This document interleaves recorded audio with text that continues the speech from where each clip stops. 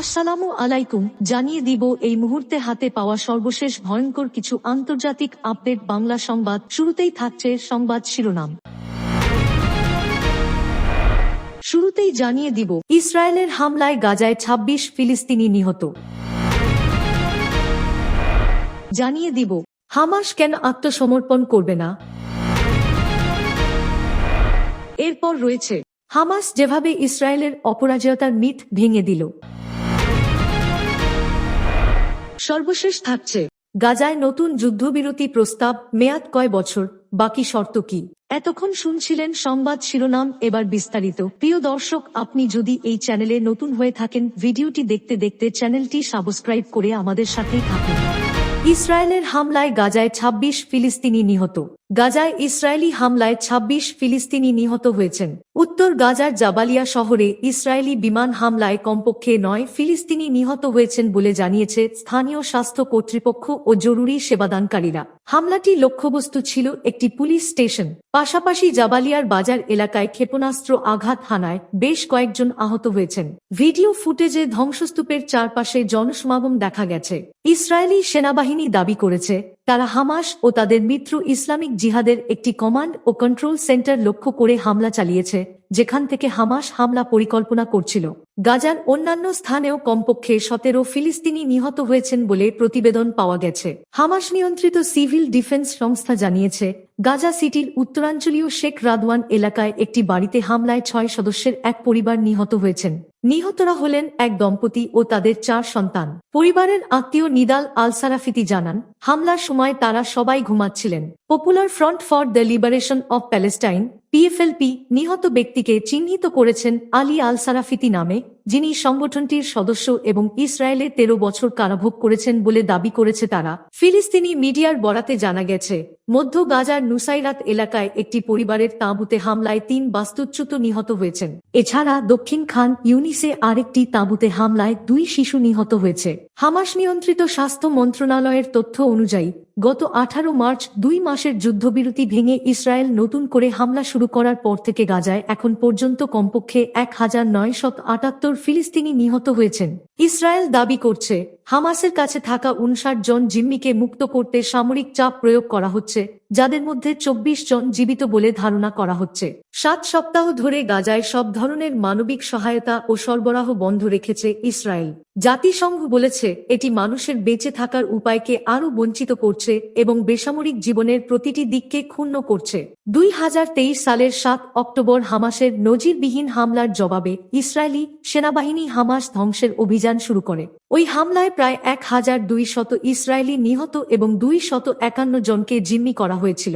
গাজার স্বাস্থ্য মন্ত্রণালয়ের তথ্য অনুযায়ী এরপর থেকে এখন পর্যন্ত ইসরায়েলি অভিযানে গাজায় ৫১,৩০০-এর বেশি ফিলিস্তিনি নিহত হয়েছেন। হামাস কেন আত্মসমর্পণ করবে না। ফিলিস্তিনের গাজায় ইসরায়েলের হামলার পরেও হামাসের মনোবল দৃঢ় রয়েছে। এই যুদ্ধ বন্ধ না হওয়ার পেছনে ইসরায়েলের প্রধানমন্ত্রী বেনিয়ামিন নেতানিয়াহুর মনোভাবকে দায়ী করা হচ্ছে। এই অবস্থায় হামাস ইসরায়েলের কাছে কেন আত্মসমর্পণ করবে না তা নিয়ে লিখেছেন মিডল ইস্ট আইয়ের সহপ্রতিষ্ঠাতা এবং প্রধান সম্পাদক ডেভিড হার্স্ট। ২২ এপ্রিল লেখাটি মিডল ইস্ট আইয়ের অনলাইনে প্রকাশ করা হয়েছে। গাজাকে আপনি যা ইচ্ছা বলতে পারেন, হত্যার ময়দান, রক্ত, যন্ত্রণা ও মৃত্যুর অবিরাম চক্র কিংবা বিশ্বের সবচেয়ে বড় জাতিগত বন্দিশালা। তেল আবিবের আশকেনাজি ইহুদিরা পশ্চিমা বুদবুদের মধ্যে বসবাস করেন।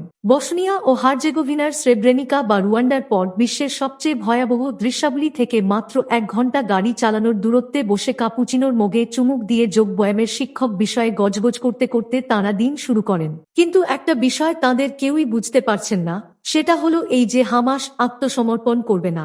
টানা ১৮ মাস ধরে চলা যুদ্ধ এবং ২ মাস ধরে অনাহারের পর গাজার নেতারা টাকা নিয়ে ভেগে যাবেন, যেমনটা একবার ফাতাহ নিয়েছিল, এমন কথা ভাবাটা অজ্ঞতা। এমন প্রত্যাশা বলে দেয় বেনিয়ামিন নেতানিয়াহু তাঁর শত্রুকে কতটা কম বোঝেন। হামাসের প্রতি ইসরায়েলের শেষ প্রস্তাব যে কার্যত তাদের আত্মসমর্পণে গড়াক, তা বুঝতে ভুল করার অবকাশ নেই। এই প্রস্তাবের মানে আসলে ৪৫ দিনের মতো খাবার ও পানির বিনিময়ে সব ইসরায়েলি জিম্মিকে ফিরিয়ে দেওয়া এবং হামাস সদস্যদের নিরস্ত্র করার উদ্যোগ নেওয়া। এই প্রস্তাবের জবাবে হামাস বলেছিল, তারা ইসরায়েলের কারাগারে থাকা নির্দিষ্ট সংখ্যক ফিলিস্তিনি বন্দীর বিনিময়ে সব ইসরায়েলি জিম্মিকে মুক্তি দিতে তৈরি আছে। শুধু তা-ই নয়, তারা একটি দীর্ঘমেয়াদী যুদ্ধবিরতিরও প্রস্তাব করেছিল, যার আওতায় হামাস নিজেদের সুড়ঙ্গগুলো আবার তৈরি করবে না কিংবা অস্ত্র বানাবে না এবং গাজার শাসন ফিলিস্তিনের অন্য দলগুলোর কাছে হস্তান্তর করবে। তবে এ যুদ্ধের শুরুতে দেওয়া দুটি শর্ত থেকে সরে আসেনি হামাস। একটি শর্ত হল তারা নিরস্ত্র হবে না। দ্বিতীয়টি হচ্ছে তারা গাজা উপত্যকা থেকে ইসরায়েলি বাহিনীর সম্পূর্ণ প্রত্যাহার এবং যুদ্ধের সম্পূর্ণ ও চূড়ান্ত সমাপ্তি চায়। হামাস যেভাবে ইসরায়েলের অপরাজয়তার মিথ ভেঙে দিল। ইসরায়েল ভয়াবহ মাত্রায় ফিলিস্তিনিদের ওপর হামলা চালিয়েছে। এই ভয়াবহতা শুধু গাজা নয়, পূর্ব জেরুজালেম, পশ্চিম তীর, এমনকি ইসরায়েলের ভেতরে বসবাসরত ফিলিস্তিনিদের জীবনের সঙ্গে হামাসের ভবিষ্যৎকে এক সূত্রে গেঁথে ফেলেছে। আজ হামাস আত্মসমর্পণ করলে অনেকের চোখে তা পুরো ফিলিস্তিনি জাতিসত্তার পরাজয় বলে বিবেচিত হবে। গাজার বর্তমান অবস্থা এক ভয়াবহ মানবিক বিপর্যয়। একে কেউ কেউ পৃথিবীর সবচেয়ে বড় খোলা বন্দি শিবির বলছেন, কেউ বলছেন হত্যাক্ষেত্র। অথচ এর 1 ঘন্টার দূরত্বে তেল আবিবের অনেক বাসিন্দা নিশ্চিন্তে আরামে জীবন কাটাচ্ছেন, যেন কিছুই ঘটছে না। তবে এক বিষয় তারা বোঝেন না, হামাস আত্মসমর্পণ করবে না। যে কেউ ভেবে নিচ্ছেন হামাসের নেতারা অর্থ নিয়ে পালিয়ে যাবেন, যেমন একসময় ফাতাহ করেছিল, তাদের এ ভাবনা প্রমাণ করে ইসরায়েলি প্রধানমন্ত্রী নেতানিয়াহু তার প্রতিপক্ষকে কতটা ভুলভাবে বুঝেছেন। 18 মাসের যুদ্ধে 2 মাসের অবরোধে ক্ষুধার যন্ত্রণায় নিপতিত এক জনগোষ্ঠীকে এমন প্রস্তাব দেওয়া হয়েছিল যা কার্যত আত্মসমর্পণের সমান। প্রস্তাব ছিল সব বন্দী মুক্তির বিনিময়ে দেওয়া হবে 45 দিনের খাবার ও পানি, আর হামাসকে নিরস্ত্র হতে হবে। হামাস পাল্টা প্রস্তাব দিয়েছিল বন্দী মুক্তির বদলে কিছু ফিলিস্তিনি বন্দীর মুক্তি দিতে হবে, করতে হবে দীর্ঘমেয়াদী যুদ্ধবিরতি, গাজা শাসনের ভার অন্য দলকে দিতে হবে। কিন্তু দুটি শর্তে হামাস এখনো অটল, তারা নিরস্ত্র হবে না ও ইসরায়েলি বাহিনীর গাজা পুরোপুরি ছাড়তে হবে। এ অচলাবস্থার প্রধান কারণ নেতানিয়াহু নিজেই, আর আগে দুবার হামাসের সঙ্গে চুক্তি করে নিজেই তিনি তা ভেঙেছেন। জানুয়ারির একটি চুক্তিতে যুদ্ধবিরতির প্রতিশ্রুতি দিয়ে 33 বন্দীর মুক্তি ঘটেছিল। এরপর আরও আলোচনার কথা ছিল, কিন্তু নেতানিয়াহু সে আলোচনায় কোনো গর্জ দেখাননি। তাদের মিত্র যুক্তরাষ্ট্র তাতে কোনো বাধা দেয়নি। এই যে নেতানিয়াহুর এমন অধ্যত্ত আচরণ, এর কারণ কিন্তু সামরিক নয়, বরং রাজনৈতিক। ইসরায়েলে নেতানিয়াহুর যে রাজনৈতিক জোটের সরকার, তা রক্ষা করতে যুদ্ধ চালিয়ে যাওয়া প্রয়োজন ছিল। এই পরিস্থিতিতে মানবিক সহায়তা বন্ধ করে দিয়ে খাদ্যগুদাম ও বোমায় গুঁড়িয়ে দিচ্ছে ইসরায়েল। ক্ষুধাকেই যেন অস্ত্র বানানো হয়েছে, অথচ এর মধ্যেও হামাস প্রতিরোধ চালিয়ে যাচ্ছে। গাজায় নতুন যুদ্ধবিরতি প্রস্তাব, মেয়াদ কয় বছর, বাকি শর্ত কি? ফিলিস্তিনের গাজায় চলমান সহিংসতা বন্ধের প্রচেষ্টায় স্থবিরতার মধ্যে যুদ্ধবিরতির নতুন পরিকল্পনা প্রস্তাব করেছে মধ্যস্থতাকারী দেশ কাতার ও মিশর। যুদ্ধবিরতি নিয়ে ইসরায়েল ও হামাসের মধ্যে আলোচনার বিষয়ে জানাশোনা আছে। ফিলিস্তিনের এমন একজন জ্যেষ্ঠ কর্মকর্তা এ তথ্য জানিয়েছেন। ওই কর্মকর্তার দেওয়া তথ্য অনুযায়ী কাতার ও মিশরের ওই প্রস্তাবে 5 থেকে 7 বছর মেয়াদী যুদ্ধবিরতির কথা বলা হয়েছে। এছাড়া ইসরায়েলের কারাগারে বন্দী সব ফিলিস্তিনির মুক্তির বিনিময়ে গাজায় হামাসের হাতে বন্দী বাকি জিম্মিদের ফেরত দেওয়া হবে। গাজা থেকে নিজেদের সেনাদের পুরোপুরি প্রত্যাহারও করে নেবে ইসরায়েল। এর মধ্য দিয়ে যুদ্ধ আনুষ্ঠানিকভাবে শেষ হবে।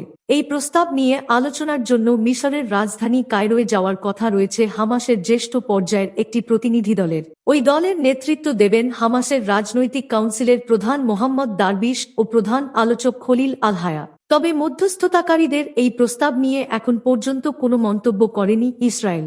এর আগে গাজায় গত 19 জানুয়ারি যুদ্ধবিরতি শুরু হয়েছিল। 18 মার্চ থেকে ওই যুদ্ধবিরতি ভেঙে উপত্যকাটিতে হামলা চালিয়ে যাচ্ছে ইসরায়েল। এরই মধ্যে সম্প্রতি 6 সপ্তাহের যুদ্ধবিরতির বিনিময়ে হামাসকে নিরস্ত্রীকরণের প্রস্তাব দিয়েছিল ইসরায়েল সরকার। তবে ওই প্রস্তাব প্রত্যাখ্যান করে হামাস। এএফপি খবরে বলা হয়েছে, যুদ্ধবিরতির জন্য একটি চুক্তিতে একমত হতে হামাসের প্রতি আহ্বান জানিয়েছেন ইসরায়েলে যুক্তরাষ্ট্রের রাষ্ট্রদূত মাইক হুকাবি। সামাজিক যোগাযোগ মাধ্যম এক্সে গতকাল সোমবার তিনি বলেছেন, একটি চুক্তিতে সই করার জন্য হামাসের প্রতি আহ্বান জানাচ্ছি আমরা, যেন গাজায় সেই সব মানুষের কাছে ত্রাণ সহায়তা পৌঁছানো যায় যাদের জরুরি প্রয়োজন রয়েছে। মার্কিন রাষ্ট্রদূত বলেন, এটি যখন ঘটবে এবং জিম্মিদের মুক্তি দেওয়া হবে, যেটি আমাদের সবার কাছে জরুরি একটি বিষয়, তারপর আমরা আশা করছি যে মানবিক সহায়তা গাজায় প্রবেশ করতে দেওয়া হবে। এটা জানার পর ত্রাণ সহায়তা প্রবেশ করতে দেওয়া হবে যে সেগুলো হামাস নিজেদের দখলে নিতে পারবে না এবং নিজেদের মানুষের অপব্যবহার করতে পারবে না।